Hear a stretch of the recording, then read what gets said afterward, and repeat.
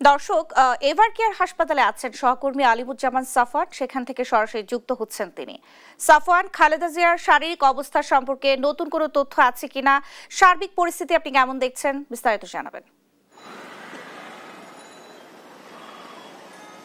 Nancy, আমরা এই মুহূর্তে এভার কেয়ার হাসপাতালে রয়েছে এবং গতকাল থেকেই কিন্তু আমরা বেগম খালেদা জিয়ার যে শারীরিক অবস্থার খোঁজ খবর সেটি আমরা রাখছি। তো আজকে আসলে নেতাকর্মীদের উপস্থিতি কিন্তু খুব বেশি না থাকলেও কিন্তু বিএনপি বিভিন্ন স্তরে কয়েকজন নেতাকর্মীর সঙ্গে আমরা কিন্তু কথা বলেছি। তো তারা আমাদেরকে যেটি জানিয়েছে যে বেগম খালেদা জিয়ার অবস্থা আসলে কিছুটা পরিবর্তন হয়েছে, অর্থাৎ তিনি গত দুদিন আগে তার শরীরের যে পরিস্থিতি ছিল সেখান থেকে এখন পরিস্থিতি কিছুটা ভালো বলে তারা আমাদেরকে আসলে জানিয়েছেন এবং তারা আসলে যে আশাবাদী তার ব্যাপারে তারা বলছেন যে বেগম খালেদা জিয়া অতি দ্রুতই আসলে একটি স্থিতিশীল অবস্থায় আসবে তার শারীরিক পরিস্থিতি, এবং তারপরেই কিন্তু তাকে আরও উন্নত যে চিকিৎসা সেটি দেওয়ার জন্য কিন্তু আসলে দলের পক্ষ থেকে তাকে হয়তো দেশের বাইরেও নিয়ে যাওয়া হতে পারে, এমনটি কিন্তু তারা এখন পর্যন্ত ধারণা করছেন। তবে বিএনপি চেয়ারপারসনের শারীরিক অবস্থা যেই সংকটাপন্ন আসলে বলা হচ্ছিল সেখান থেকে কিন্তু তিনি এখনও পুরোপুরি কিন্তু শঙ্কামুক্ত নন। তাকে কিন্তু একেবারেই